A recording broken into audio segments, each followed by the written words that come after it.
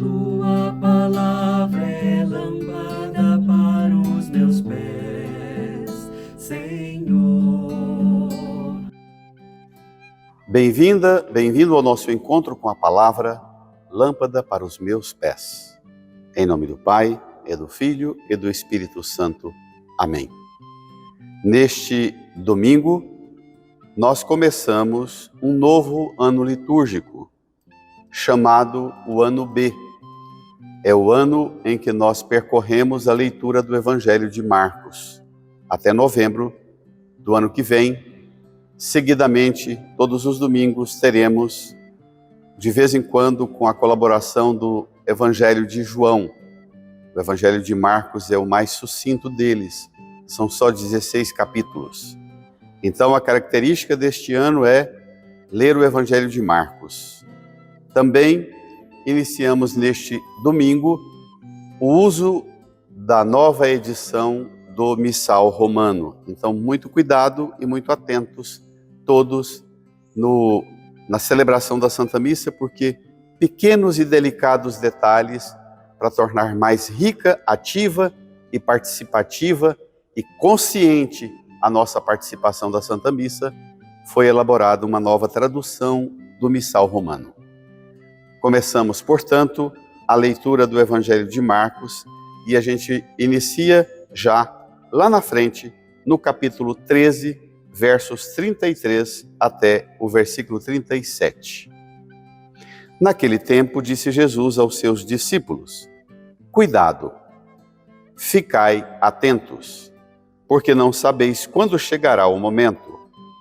É como um homem que, ao partir para o estrangeiro, deixou sua casa sob a responsabilidade de seus empregados, distribuindo a cada um sua tarefa. E mandou o porteiro ficar vigiando. Vigiai, portanto, porque não sabeis quando o dono da casa vem, à tarde, à meia-noite, de madrugada ou ao amanhecer, para que não suceda que, vindo de repente, ele vos encontre dormindo. O que vos digo, digo a todos: vigiai.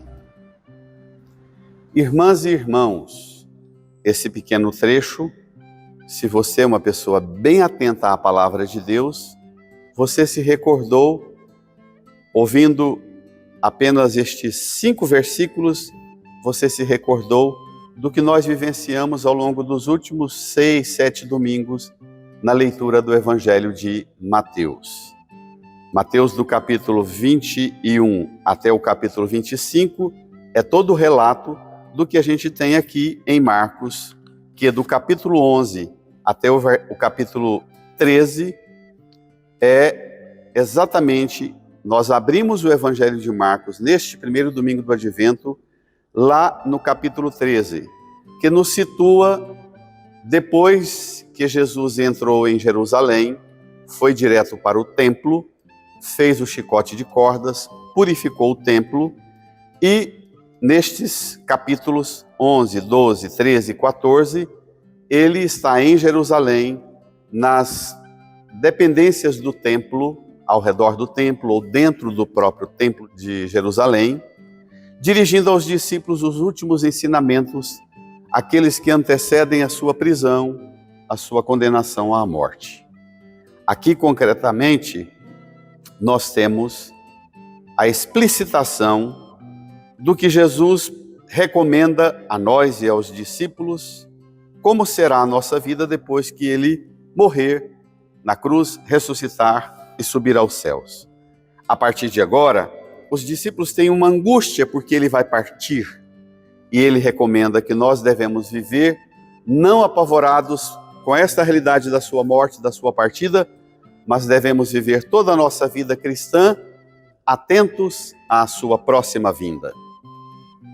Naquele tempo, disse Jesus aos seus discípulos: Cuidado, ficai atentos. Olhe uma série de 13 expressões, 14 expressões que eu elenquei. Cuidado, ficai atentos, não sabeis a hora. Ele deixou a responsabilidade. distribuiu a cada um a sua tarefa. Empregados, casa, porteiro, vigiai, não sabeis a hora, o dono da casa vem, não vos encontre dormindo, vigiai. É uma série de expressões, de palavras, de verbos, sobretudo, que acentuam para nós a centralidade desta mensagem do Evangelho. Como viver a vida cristã? Com a tristeza porque Jesus morreu e foi para o céu? Ou com o pavor e o medo porque ele um dia vai voltar? Não, diz Bento XVI. Nós devemos ficar atentos, vigiando, porque ele vem. Cuidado, ficai atentos, porque não sabeis quando chegará o momento. No versículo 32, quando ele termina de falar sobre a figueira, ele disse que a hora da vinda ninguém sabe, somente o Pai que está nos céus. Nem o Filho sabe, nem os anjos, nem ninguém. É como um homem que, ao partir para o estrangeiro, deixou sua casa sob a responsabilidade de seus empregados. O homem que parte para o estrangeiro é ele. A casa é a igreja e o mundo. O estrangeiro é o céu junto do Pai.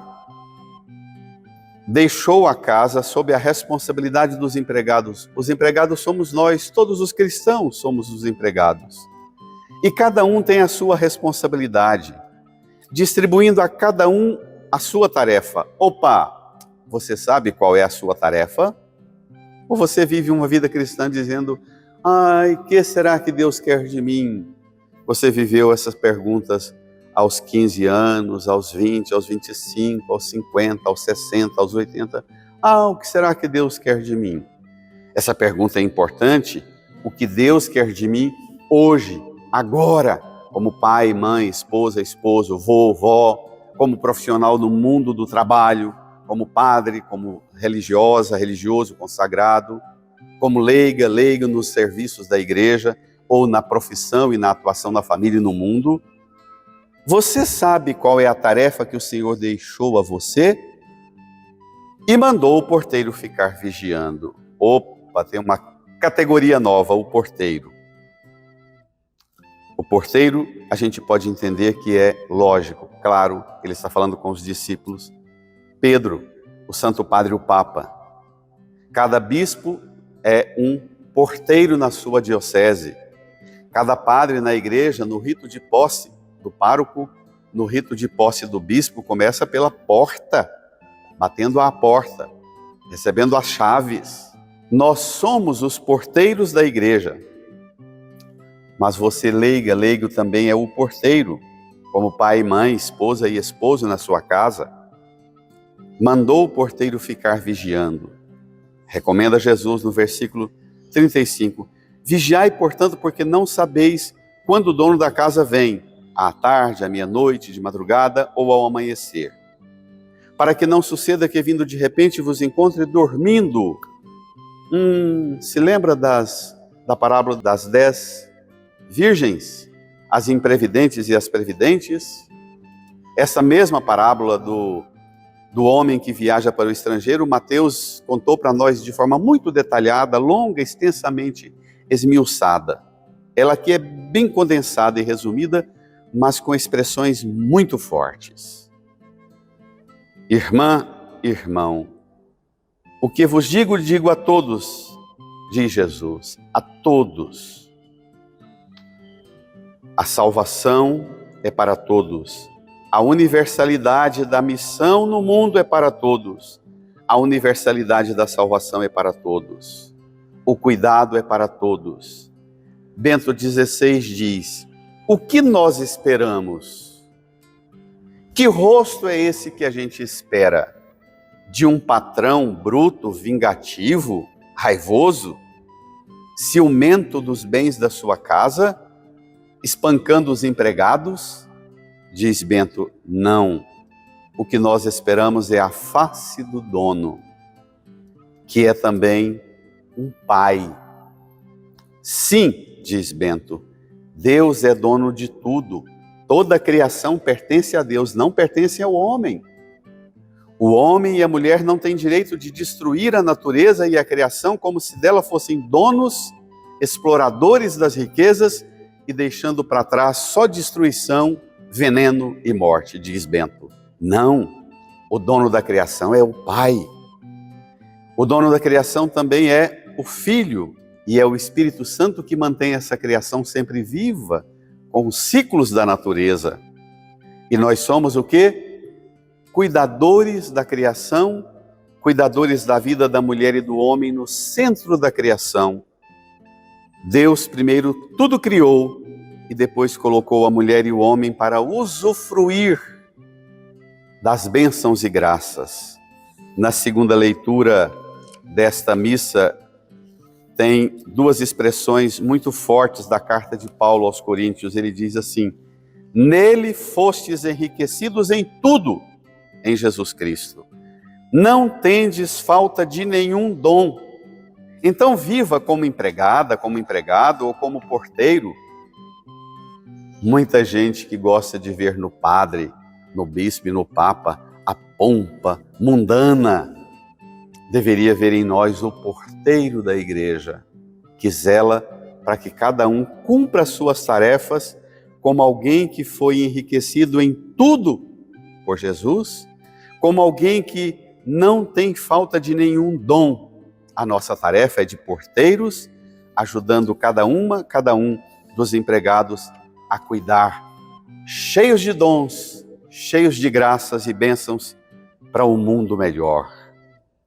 Não é à toa que um bispo, ao chegar numa diocese, como Dom João chegou aqui, ele começa a sentar com todas as equipes pastorais, lideranças de toda sorte de ministérios e serviços na igreja, com os ministros ordenados, diáconos, padres, e perguntar a cada uma e a cada um: qual é a sua responsabilidade? Como é que você está cuidando da sua responsabilidade? É responsabilidade do vigia desta igreja perguntar a cada uma e a cada um de nós qual é a sua tarefa e como é que você cuida dela. Acolhamos e aguardemos a face do dono, que nascerá pobre, humilde, em Belém, mas que virá glorioso no trono do céu, sentado em seu trono de glória aqui, para nos fazer contemplar a face amorosa de Deus. Irmã, irmão, um bom advento para todos nós. Na vigilância, aguardemos o pastor e guarda de nossas vidas. Bom domingo, boa semana, uma boa vigilância neste advento.